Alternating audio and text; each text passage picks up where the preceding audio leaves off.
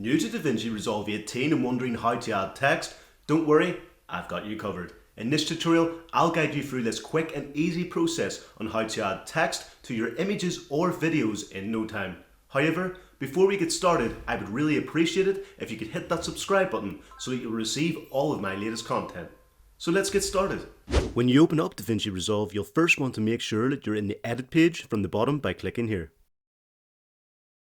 and that you've got the media pool and effects tab selected from the top left. As you can see here, they'll turn white when selected and appear on your workflow. The media pool is where you can add your image or video files into Davinci before inserting them onto your timeline. And the effects tab is where we'll be able to choose and add the text effect to be placed over them.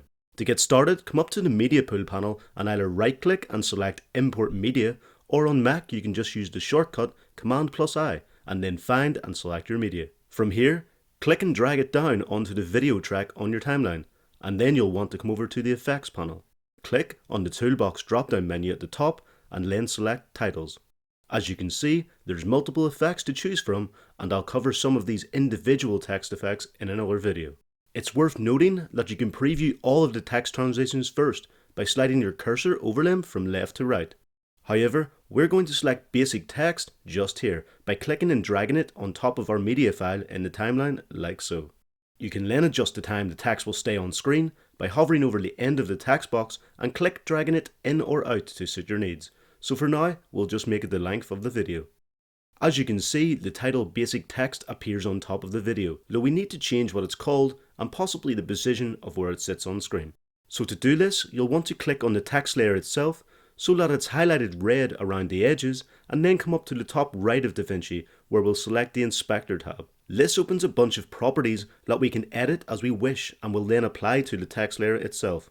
I'll just click into the text box and change the text to say something like delicious cake.